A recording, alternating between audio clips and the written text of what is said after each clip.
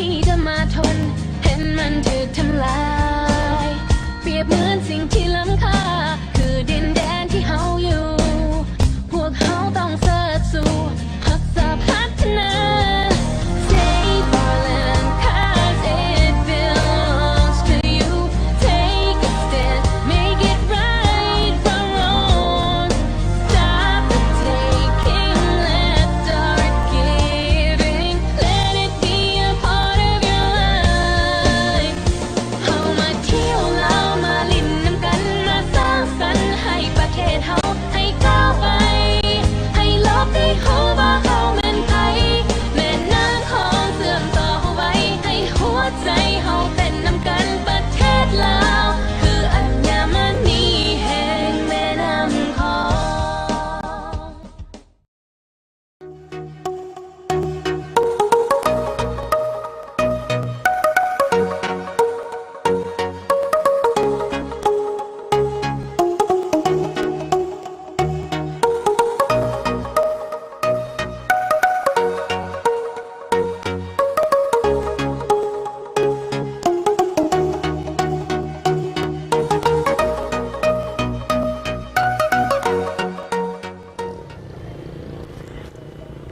สบายดีท่านผู้ชมที่เคารพมาพบกับรายการเที่ยวเด่นเมืองเสียงกับข้าพเจ้าเส้นเก่าเส้นเคยเนาะทางสถานีโทรภาพท้องถิ่นแขวงเสียงขวางทุกอาทิตย์ตอนแรกวันเสาร์เริ่มตั้งแต่เวลา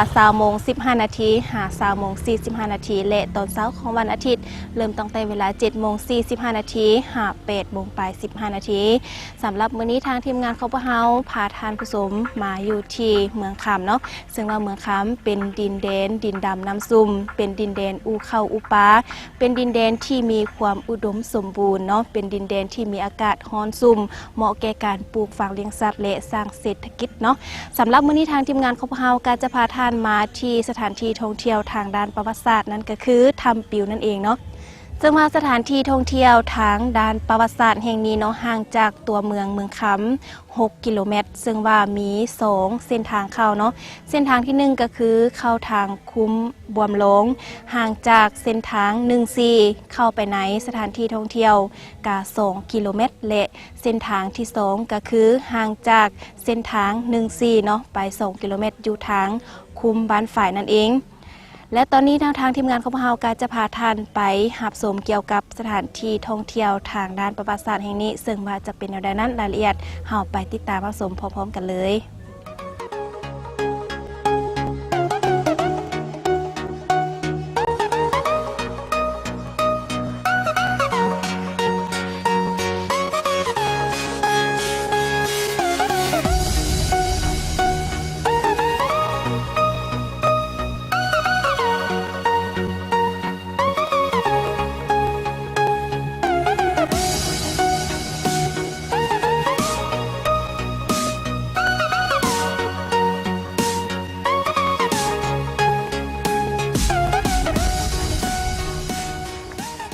จากท่านผู้ชมเนาะตอนนี้ทางทีมงานของพวกเราก็เดินทางมาฮอดเนาะนี่ก็คือทางขึ้นไปถ้ำปิวเนาะและตอนนี้ข้าพเจ้าก็อยู่กับท่านกองศรีสมสนิทซึ่งเป็นผู้อนุรักษ์ปกปักรักษาสถานที่ท่องเที่ยวทางด้านประวัติศาสตร์แห่งนี้เนาะเจ้าสบายดีท่านสบายดีสวัสดีเนาะ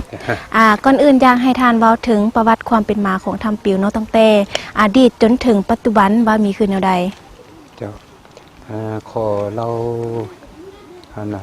ประวัติของถ้ำปิวเป็นระยะก่อนถ้ำปิวในเคยเป็นบ้านที่ประชาชนเฮาเคยมาอาศัยเป็นว่าซอกมากหากินอยู่ขอบเขตถ้ำปิวนี้แต่ก้อนถ้ำปิวนี่เป็นป่าดงตึบหน้าเป็นว่ามันผู้เลิกก็บ่มีความสามารถจะมาผู้ดึงผู้เดียวได้ย้อนว่ามันตึบมันหน้าเลยสุดสันลาจากนั้นล่ะว่าเป็นบ่อนซอกมากหากินของป่าชนเนาะเป็นสัตว์น้ำสัตว์ป่าอยู่ขอบเขตน้ำก็มีเป็นปูปลานาน้ำนี่มันบ่อึดบ่ยากตะกี้เนาะลาเป็นครบอยู่ป่าดงแล้วไม่มีสัตว์สาวซึ่งเป็นต้นตัวฮอกตัวไนบ่เป็นตัวนกนูปูจี้นี่มันมีหลายอยู่ขอบเขตนี้นะว่าเป็นบ่อนและบ่อนอันซอกมากหากินของประชาชนชาวเขตตะเสียงเฮืองเตอของพวกเฮาได้มาอาศัยอยู่ในเขาเขตนี้ เจ้าเนาะสำหรับเมื่อก่อนเนาะจะเป็นป่าดงตึบนาแล้วเป็นอย่างจึงใส่ชื่อว่าถ้ำปิวเจ้าอันถ้ำปิวนี่ตามผู้เฒ่าคิดเพราะว่ามันบ่มีอันเพิ่นยังบ่ทันระบุไว้ว่าเป็นถ้ำปิวเป็นย้อนหยังเพิ่นจึงว่าถ้ำปิวเนาะแต่ว่าผู้เฒ่าคิดเพราะว่าอันขอบเขตนี้เอิ้นว่าเป็นผู้นี่เอิ้นเป็นผู้ถ้ำปิวเจ้าแล้วก็แม่น้ำนี่เป็นแม่น้ำปิวซั่นล่ะถ้ำปิวนี่อาจจะเว้านำตามชื่อของแม่น้ำนี่บ่หรือว่ามันเป็นผู้ถ้ำปิวนี่ก็สิแม่นแนวนั้นตามพอเท่าคิดเจ้าเจ้าในเมื่อก่อนเนาะถือว่าเป็นป่าดงตึบหนาแต่ว่ามาฮอดปัจจุบันนี้เป็นอย่างถ้ำปิวให้นี้จึงเปิดเป็นเจ้าขอเล่าเหตุการณ์ที่เกิดขึ้นในระยะนี่นะเมื่อมาเริ่มแต่ปี1964เป็นต้นมาเนาะพวกจักรพรรดิอเมริกามันได้มาว่ามา ขยายสงครามอยู่ลาวเฮานับแต่มันพวกมันได้เอาเครื่องบินมายิงทำลายเขตปุตตอยเฮานับตั้งแต่ปี1964เป็นต้นมาแล้วพวกมันใส่ยุทธบาย3เกียงฆ่าเกียงทำลายเกียงและเผาผ่านเกียงสันยุทธบายทั้ง9ของพวกมันนั้นทึกปราศัยย้อนว่าการนำของศูนย์กลางภาคเขานี้ยามนั้นเป็นฐานสมานวิญญาเกตเป็นผู้นำพาการต่อสู้ของพรรคแข่งเสียงขวางพวกเขาในได้นำพาการต่อสู้เฮ็ดให้ขบวนการต่อสู้ของพวกเขานี้นับมือนับขยายเนาะแต่พวกมันยังบ่ปะละกุลอุบายละพวกมันยังทำลายเขตปุตตอยเฮานับมือนับหายแหงสันประชาชนเฮาล่ะบ่มีบ่อนอยู่บ่อนกินในย่านนั้นเอิ้นว่าบ้านซ่องเฮือนซานโรงเรียนทึกเผาผ่านหมดเกลี้ยงและจำเป็นต้องได้อพยพออกจากบ้านจากซ่องแล้วนี่ไปลี้ภัยแล้วจ้างคนตั้งไปลี้จำนวนนึงก็เป็นไปอยู่ห้องซ่องน้อยบ่อนตึบหนาและจำนวนนึงก็เป็นไปขุดคุ้มขุดหูลี้อยู่ตามแคมป์ทงไห้ทุ่มนาวแล้วประชาชนที่มาอยู่ถ้ำปิวนี้เป็นประชาชนบ้านมื่นบ้านบวมบ้านนลองเราเป็นบ้านต้นต่อที่ได้เข้ามาลบภัยอยู่ถ้ำปิวนี้ย้อนว่าบ้านข้าเจ้านี่เหมาะกับถ้ำปิวสันลาจากนั้นล่ะ เอิ้นว่าข้าเจ้ามาอยู่นี่เราพร้อมเดียวมาอยู่นั่นเริ่มมาอยู่นี่มันปี66เพิ่นได้มาลีอยู่ถ้ำปิวนี้จากนั้นน่ะมันย้อนผู้บ่หวังดีต่อการปฏิวัติเฮาล่ะเป็นพวกปฏิการได้ซีบงคือพวกศัตรูฮู้ว่ามันประชาชนเฮามาลบภัยอยู่ถ้ำปิวนี้ล่วงหลายสำหรับพวกมันจึงมาหวังทำลายมายิงมาหวังฆ่าประชาชนผู้ที่มาลบภัยอยู่นี่แต่ว่ามันมายิงหลายเทื่อต่อหลายเทื่อล่ะมันบ่เข้าหูถ้ำหั่นจำเป็นพวกมันต้องใส่ระเบิดมาทำลายขอบเขตถ้ำปิวนี่ลาเฮ็ดขอบเขตถ้ำปิวนี่เอิ้นว่าเปิดเกียงเปิดแป้นแบบคือกันกับพวกเฮาทางให้เอิ้นว่ามันจังค่อยเห็นหูถ้ำเนาะเห็นหูถ้ำน่ะจะอยู่จำทองอยู่ที่เหลือก็เห็นอยู่หูถ้ำนะในเมื่อมันพวกเห็นหูถ้ำน่ะพวกมันมาฮอดมื้อวันที่24เดือน11ปี1968เวลา 3:15 นาทีตอนแรกนี้พวกมันจึงให้เรือบิน F-105 ของอเมริกาแล้วมายิงลูกซ่อนไฟเข้าถ้ำปิวเนาะแล้วพวกมันยิง3ลูกที่1หั่นล่ะบ่เข้าบ่ถึกหูถ้ำน่ะถึกเบื้องขวามือ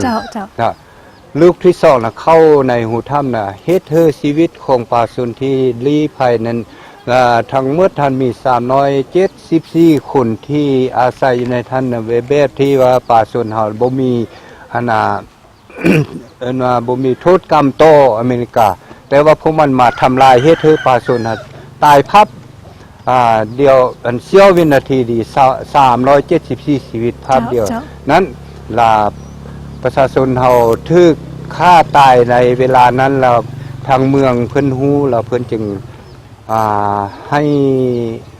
ทานบุญทันบุตรญาอันนั้นพมวันนี้เราเป็นผู้มานำพาขบวนกองร้อนเขตตะเซงหึงเตอนี่พร้อมเดียวเอาซากศพของคนตายออกจากถ้ำปิวมาฝังอยู่จุดรวมบนนั้นไปอนุหัน อันเอิ้นว่าต่อจากนั้นมาเนาะเอิ้นว่าหลังจากเพิ่นฝังหมดแล้วก็แม่นได้ปะทำปิวในแล้วเป็นบ่อน6บ่อนเฮือแหละเนาะเจ้าสั่นล่ะเอิ้นว่าจนมาฮอดปีเก่าๆมาฮอดปีเก่าๆนี่ทางเมืองพวกเฮาจังค่อยริเริ่มเอิ้นว่าบูรณะทำปิวนี้คืนมาเป็นแหล่งท่องเที่ยวมาฮอดปี 2001ทาง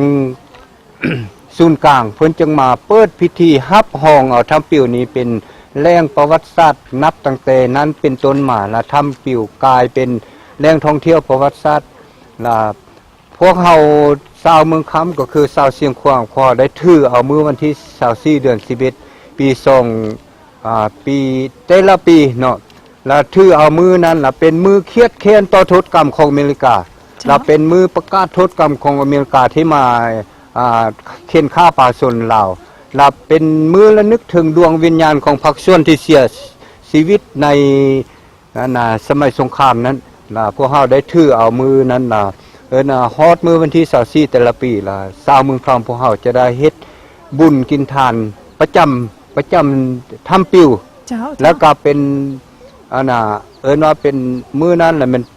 เป็นแหล่งท่องเที่ยวประวัติศาสตร์เพราะว่าทางศูนย์กลางเพิ่นได้มาฮับห้องเอามื้อนั้นเป็นต้นมาทำปิวแล้วกลายเป็นแหล่งท่องเที่ยวประวัติศาสตร์ของชาติลาวนับแต่มื้อนั้นเป็นต้นมาเจ้าเนาะท่านผู้ชมที่ท่านรับชมผ่านไปกาเมนประวัติความเป็นมาของทำปิวตั้งแต่อดีตจนถึงปัจจุบันเนาะและสำหรับแหล่งท่องเที่ยวของเราเปิดมาตั้งแต่ปี 2001 เนาะมาฮอดปัจจุบันถือว่าได้10 กว่าปีแล้วเนาะในมื้อนึงนี่จะมีนักท่องเที่ยวเข้ามาเที่ยวชมหลายปานใดคันคิดเฉลี่ยรวมก็มื้อหลายมื้อน้อยเนาะเจ้าแต่ละมื้อนี่ประมาณ20หรือ30คนเนาะคันคิดใส่มื้อหลายมื้อน้อยเนาะเจ้าส่วนหลายที่เขาเจ้าเข้ามาจะเป็นแขกทางภายในหรือว่าต่างประเทศแล้วเป็นภาคส่วนใดที่ว่าหลายกว่าหมู่ส่วนหลายแล้วมันเป็นแขกชาวลาวเฮาเนาะคนลาวเฮาเป็นผู้สนใจที่มาท่องเที่ยวเนาะแขกต่างประเทศก็มาได้จะเป็นช่วงระยะใดที่ว่าเขาเจ้ามาเที่ยวชมหลายที่สุดช่วงที่เขาเจ้ามักมาเที่ยวชมนั้นนับตั้งแต่เดือนเก่านับตั้งแต่เดือนเก่าในฮอดระยะนี้แล้วมันเอิ้นว่าเขาเจ้ามันมาเนาะช่วงฤดูฝนแท้ก็บ่มีแขกมาเจ้าสำหรับการเก็บค่าบริการเดคนทางภายในประเทศหรือว่าคนต่างประเทศจะเก็บค่าบริการคือใดเจ้าคนเฉพาะแขกที่มาท่องเที่ยวล่ะคนลาวนี่มัน 5,000 กีบต่อคนเจ้าล่ะแขกต่างประเทศนั้นเป็น 10,000 คน10,000 กีบต่อคน 10,000 กีบต่อคนเนาะจุดประสงค์ที่เขาเจ้ามานี่เขาเจ้ามาเพื่อหยังมาท่องเที่ยวสถานที่ประวัติศาสตร์แห่งนี้เจ้าจุดประสงค์แล้วมันเพื่อว่าเป็นสมมุติคือนักท่องเที่ยวผู้ที่มาทางไกลเนาะผู้ที่บ่ทันเห็นจักเทื่อล่ะเป็นเขาเจ้าเห็นตามรูปเงาบ่หรือว่าเห็นตามอันนั้นน่ะแล้วเขาเจ้าสุ่นเจอยักมาเห็นเนาะอันนึงอันที่2น่ะมันคือว่าเป็นนักเรียนเนาะนักศึกษาต่อปีท้ายนะปีท้ายนั่นมันเขาอยากได้บทเรียนอยากได้ประวัติของทำปิวนี่ในระยะก่อนนั่นเอิ้นว่าย้อนหยังมันจึงเกิดเหตุการณ์ขึ้นในนี้เขาอยากได้อันนั้นเพื่อเป็นเอิ้นว่าเป็นมูลเชื่อแล้วก็เป็นบทเรียนให้เจ้าในระยะต่อไปจากท่านผู้ชมแล้วที่ท่านรับชมผ่านไปก็เป็นประวัติความเป็นมาตั้งแต่อดีตจนถึงปัจจุบันเนาะในสถานที่ท่องเที่ยวประวัติศาสตร์ทำปิวแห่งนี้ซึ่งเป็นท่องเที่ยวซึ่งเป็นห้องหอยที่ยังเหลืออยู่ให้กับคนปัจจุบันหรือว่าคนสืบทอดคนหุ่นนุ่มได้หูถึงประวัติความเป็นมาได้หูถึงความโหดร้ายประเทือนความเจ็บแสบที่พวกจักรพรรดิต่างดาวได้มาทำร้ายโดยเฉพาะกับแม่นแขวงเสียงขวางโดยเฉพาะแม่นพี่น้องของชาวเมืองคำของพวกเฮาเนาะท่านผู้ชมและตอนนี้จะให้ท่านผู้ชมนั้นไปพักชมสิ่งที่น่าสนใจจากทางรายการก่อนแล้วจึงกลับเข้าสู่รายการตื่มอีกในระยะต่อไป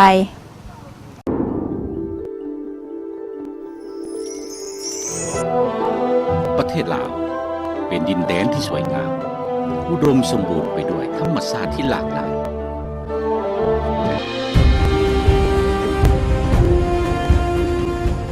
แขวงเสียงขวางมีหลายชนเผ่าดำรงชีวิตอยู่ร่วมกัน ประกอบด้วยบรรดาแหล่งท่องเที่ยวทางธรรมศาสตร์วัฒนธรรมและประวัติศาสตร์อันสร้างสิ่งจูงใจให้แก่นักท่องเที่ยวทั้งภายในและต่างประเทศสถานที่ท่องเที่ยวก็หลากหลายเช่นบ่อน้ำอุ่นถ้ำปิ่ววัดธาตุฝุ่นโพงไหหีเป็นสถานที่ท่องเที่ยวอันสำคัญเมื่อย่างเข้าไปท่านจะรู้สึกได้ถึงความยิ่งใหญ่ของวัฒนธรรมอันรุ่งเรืองในอดีต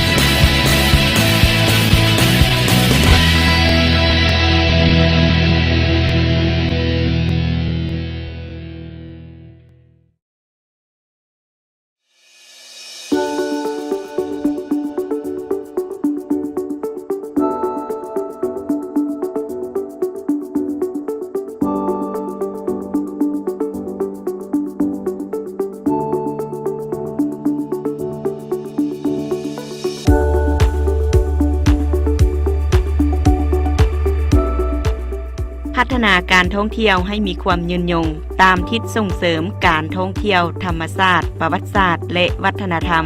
เฮ็ดให้แขวงเสียงขวางกลายเป็นจุดหมายปลายทางการท่องเที่ยวลาวเที่ยวลาวเป็นพื้นฐานในการเชื่อมโตการท่องเที่ยวในภาคพื้นและสากลพัฒนาและส่งเสริมการท่องเที่ยวให้กลายเป็นแขนงการเศรษฐกิจนำหน้าช่วยให้ประชาชนมีเวียกเฮ็ดงานทำและหลุดพ้นออกจากความทุกข์ยาก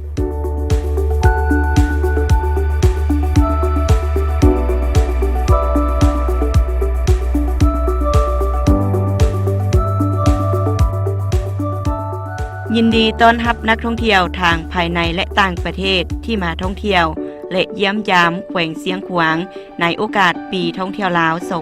2018 อย่างสุดใจ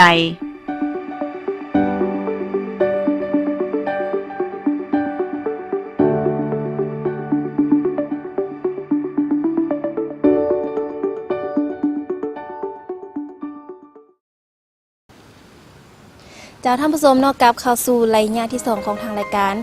จะพาท่านเนาะไปรับชมเกี่ยวกับภาพจำลองหรือว่าห้องห้อยสิ่งเสียเหลือจากสงครามอยู่ในสถานที่ท่องเที่ยวประวัติศาสตร์ถ้ำปิ่วแห่งนี้เนาะว่ามีหยังเด้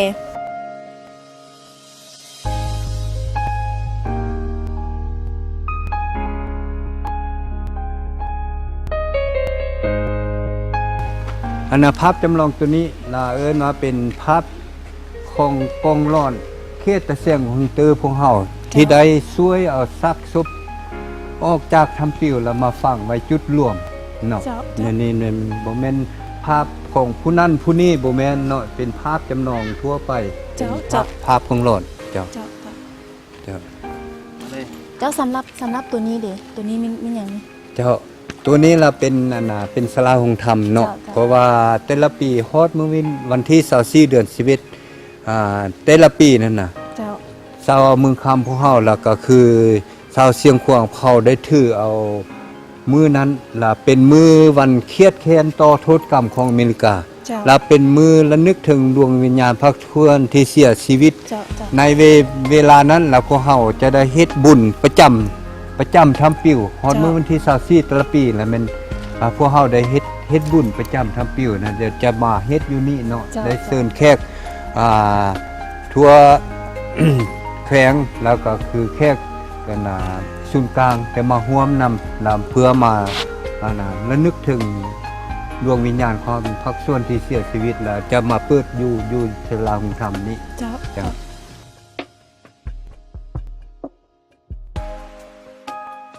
้ะ เจ้าเนาะตัวนั้นจะเป็นศาลาของธรรมเนาะ เจ้า เพื่อระลึกถึงดวงวิญญาณของผู้ที่ถูกเคราะห์ร้ายในแต่ละปี เจ้า สำหรับตัวนี้เดี๋ยวมีอย่างตัวนี้ อันน่ะบ่นี่ล่ะเป็นห้องว่างแสดงเอิ้นว่ารูปภาพอันจะจำลองอยู่ในแหล่งท่องเที่ยวต้องทำปิวแล้วเป็นอันนั้นเศษเรือของสงครามที่เอามาวางแสดง อันนี้จะเป็นลูกบ้มของอเมริกามาทำลายเขตพุทธปอยหาเนาะ เจ้า ลูกบ้มนี่อาจจะเป็น3รส3ชนิดนี้นะมันเป็นเพียงแต่250กิโล เจ้าเจ้า ลามีรุ่นหนึงน่ะมีเป็น500กิโลลูก จ้ะ ลารุ่นหนึงน่ะมันเป็นต้นหนึงเนาะอันนั้นที่พวกมันมาทำลายเขตพุทธปอยครับ เจ้า ซึ่งอันนี้น่ะเป็นจะเป็น ตัวนี้เนาะตัวนี้จะเป็นรูปภาพจำลองเนาะ เจ้าตัวนี้เราเป็นรูปภาพจำลองเลยเวลาที่ปาชนมาลบภัยอยู่ทับปิวในชีวิตการเป็นอยู่ทั้งหมดทั้งมวลในระยะที่เครื่องบินโบยิงเนาะสนามมันเอิ้นว่าพระเจ้าได้ดำรงชีวิตเป็นแบบนี้เนาะเวลาอยู่ในหันกับเพิ่นเฮ็ดทานเสในทับปิวหันแล้วก็อันนั้นทางส่องเบื้องของถ้ำลาอยู่นี่เราเป็นบ่อนว่างเนาะแล้วเพิ่นได้มาแต่งมาผูกกินอยู่ในนี้เนาะเพราะนั้นจากป่าชนเฮามาลบภัยอยู่หั่นแล้วเนี่ยมันฮอดมื้อวันที่4เดือน11ปี68เวลา 3 โมงแล้วพวกมันได้ให้เรือบิน F-5 ของอเมริกาแล้วมายิงระเบิดอันเอิ้นว่ายิงลูกศรไฟเข้าทับปิวเลยการตายของประชาชนน่ะเป็นตายเป็นภาพจำลองตัวนี้เนาะนั้นเจ้าผู้อยู่ในท่าเรือมันตายท่านั้นเอิ้นว่าแบบบ่รู้สึกตัวเนาะอยู่ในนั้นน่ะมีใน374คนน่ะมี12ครอบครัวหมดตระกูลบ่มีผู้สืบนอดเห็นแนวเจ้าอันนี้เป็นเครื่องเศษเหลืออยู่ในถ้ำปิวนั่นนะเป็นเครื่องใช้ของป่าชนที่มาใช้อยู่ในถ้ำปิวในเวลานั้นนะพวกคนนั้นไม่เก็บนี่นะเพื่อให้คนสืบกันนั้นรุ่นหลานในฮู้ว่าในยามนั้นเป็นสงครามเนี่ยมันเพิ่นได้ใช้ก่อไม้บ่หรือว่าเป็นนี่นะเป็นห่างและใช้เป็นนั้นตักมากตะกินน่ะยามนั้นน่ะเนาะเพราะว่ามันความทุกข์ความยากของประชาชนในเวลาที่สงครามตัวนี้เป็นวัดวาลาอาหารอยู่ในแขวงเชียงขวางของเฮานี่ถูกเครื่องบินของศัตรูมาทำลายในสมัยสงครามนั่นคือนี่เป็นวัดอยู่ในแขวงเชียงขวางของเฮานี่เนาะถูกทำลายบ่มีบ่เลยที่ว่าเศษเหลือว่าเฮ็ดเนาะอันนี้เป็นหัวกะโหลกเนาะคนที่เสียชีวิตอยู่ในถ้ำปิวหั่นเพราะว่าเวลาที่เพิ่นขุดค้นออกมาฝั่งเวลานั้นบ่เห็นเนาะจะเป็นนะพวกเฮาเห็นตามหลังแล้วได้เอามาวางแสดงอยู่ในนี้เนาะเป็นหัวกะโหลกจ้าเนาะตัวนี้ก็เป็นทางขึ้นถ้ำปิวเนาะตัวนี้เป็นทางขึ้นแล้วตัวนั้นจะมีทางลงจะมี2เส้นทางตัวนี้เราไปตัวนี้เราจะเข้าไปขึ้นไปถ้ำปิว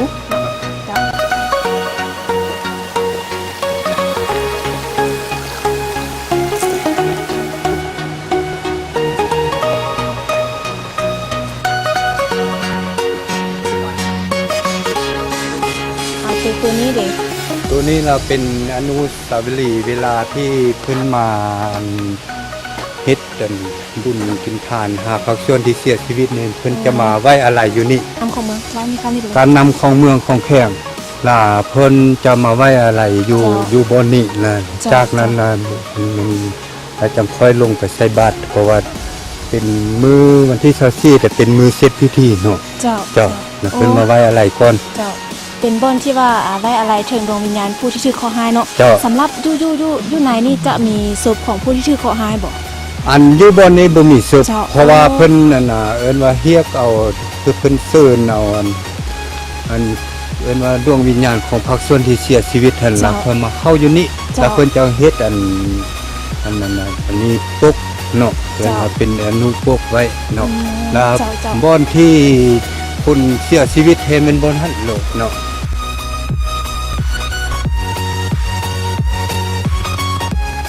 เจ้าตัวนี้นี่จะปักลักหมายนี่ตัวนี้มันเป็นอย่างตัวนี้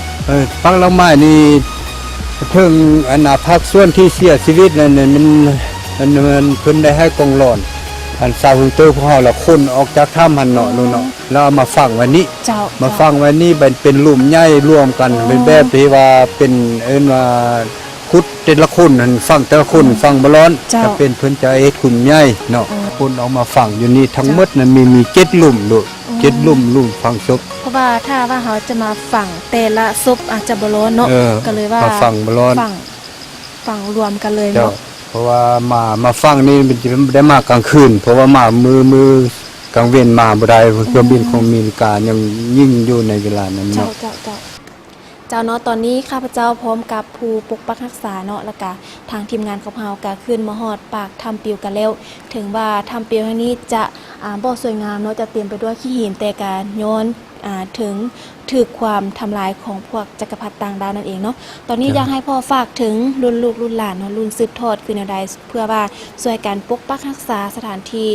ท่องเที่ยวประวัติศาสตร์แห่งนี้ เจ้าท่านเห็นว่ามาในนี้ถ้าเฮาขึ้นมาฮอดถ้ำปิวแล้วเนาะ เจ้า ถ้ามาเห็นรูปภาพอยู่ในถ้ำปิวว่าเป็นรูปภาพที่บ่สวยงามก็ตาม เจ้า แต่แปลว่าเป็นห้องห้อยประวัติศาสตร์ของคนลาวเฮาได้ถูกการทำลายของศัตรูในระยะสงครามเนาะ เจ้า ฉะนั้นขอฝากถึงชาว ลาวอยู่ในทั่วประเทศแล้วก็เป็นบรรดาเด็กน้อยที่เกิดใหม่ใหญ่รุ่นล่ะเพื่อมาสืบทอดเอาประวัติของถ้ำปิวนี้เพื่อไปขยายต่อไปล่ะ เจ้าเจ้า อันซุมรู้ซุมหลานในต่อไปนั้นนะเพื่อเป็นการเครียดแค้นต่อโทษกรรมของพวกจักรพรรดิอเมริกาที่สร้างไว้ให้คนลาวในญาสงครามที่ของอเมริกาได้มาทำลายประชาชนลาวเฮาเนาะ เจ้าอยากให้พ่ออธิบายถึงอันนี้นี่เขาเจ้าโกงหินนี่มีความหมายคืออะไรนี่ เจ้ากองหินนี้หมายถึงว่าชีวิตของประชาชนที่มาตายอยู่ในถ้ำปิวนี้มี374ชีวิต เจ้า แล้วเพิ่นจึงครูบาเพิ่นมาแต่เวียงจันทน์น่ะเป็นเอิ้นว่ามาสร้างกองหินนี้ให้มันครบกับจำนวนคนที่มันตายอยู่ในมี374กอง เจ้า แล้วเพิ่นจะมาสูดแล้วมาให้บุญละเฮือไปเกิดไปขานตามมันนั้น แต่เพราะว่าระยะนั้นแหละมันเอิ้นว่าบ่ได้สูดบ่ได้อันนั้นเด้เนาะบ่ได้ให้บุญเด้เนาะ แล้วจะมาให้บุญในระยะที่พวกเฮาได้บูรณะอันทํปิวน่ะเป็นแรงประวัติศาสตร์นี้คืนมา เจ้า นี่นะ เจ้า อันเฮาเห็นนี่เนาะ เจ้า เอิ้นว่าเป็นบ่อนที่ป่าชนมาอยู่ในตอนนั้นเนาะแล้วเพิ่นเฮ็ดทานใส่เป็นแบบเฮาเห็นอยู่ในภาพจำลองลุมหัดเนาะ เจ้าเจ้า เมืองนี้เพิ่นก็เฮ็ดเป็นสองชั้นแล้วเมืองนี้ก็เป็น2ชั้นนะการแต่งมากขอกินมันแต่งอยู่ในกลางคืนหั่นลาอยู่บอนหั่นเนาะอยู่บอนหั่นล่ะเป็นโรงเรียนของเด็กน้อยเนาะมีโรงเรียนเด็กน้อยแล้วบอนลุบๆลงไปหั่นน่ะเป็นโรงหมอเนาะมีโรงหมอนะประจำเพื่อว่าแก้ไขฉุกเฉินเวลาที่เจ็บเป็นอยู่ในถ้ำปิวนี้ ก่อนที่ว่ายังบ่ทันถูกลูกศรไฟของพวกจักรพรรดินี้ถ้ำปิวนี้จะมีหูน้อยกว่านี้แม่นบ่ เจ้าก้อนจะ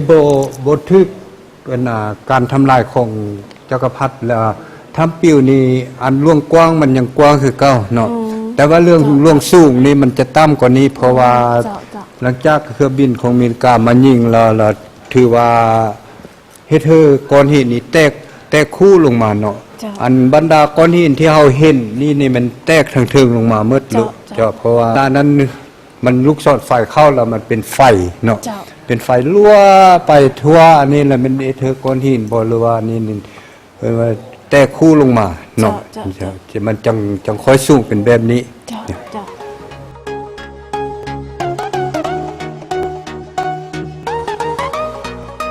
สถานที่บ่อนที่รีซอนของประชาชนในเมื่อก่อนเนาะเขาเจ้าจะรีอยู่แถวนี้บ่หรือว่าอยู่ลงลึกไปกว่านี้ เจ้าอยู่แถวนี้ล่ะเป็นห้านเป็นเฮือนแล้วอยู่แถวนี้น่ะแล้วจากนั้นน่ะก็มีจำนวนนึงเข้าไปอยู่ในพุ่นก็มีเพราะว่าเป็นมันเป็นห้องเป็นอันนั้นไปเนาะแต่ตามก้อนหินตอนนั้นเป็นหูเป็นอันนั้นเขาไปรีไปซ่อนเดียวนั้น เจ้าบ่อนนี้จะเป็นบ่อนนอนเนาะบ่อนเต็งอยู่ขอกินบ่ บ่อนนอนบ่แต่งมาขอกินละเดี๋ยว เจ้าแล้วถัดไปเด้ ทัดไปในมันบ่อนนี่นะเป็นนั่นน่ะโรงเรียนของเด็กน้อยเนาะแล้วทัดไปนั่นน่ะเป็นโรงหมอเพราะว่า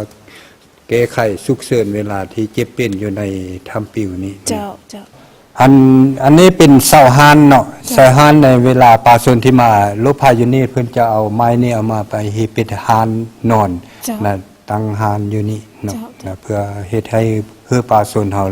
นอนอยู่ตามอันหานนี่ซั่นน่ะ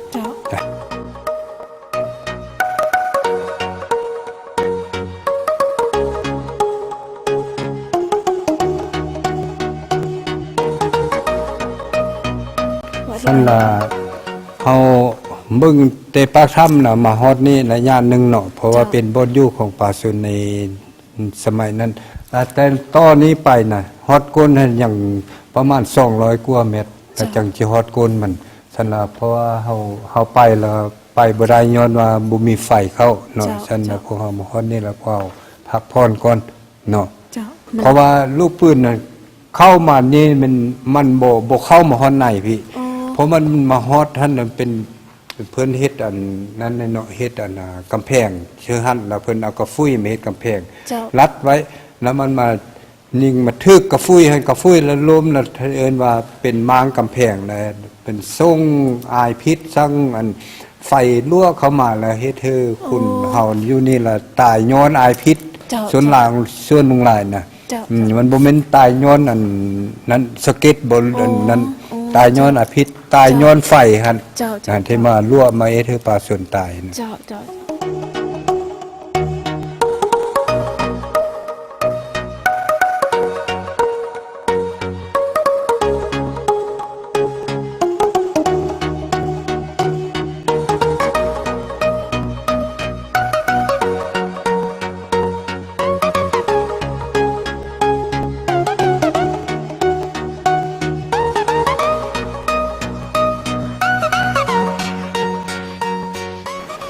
จ้าท่านผู้ชมที่เคารพเนาะที่ทานรับชมผ่านไปก็แม่น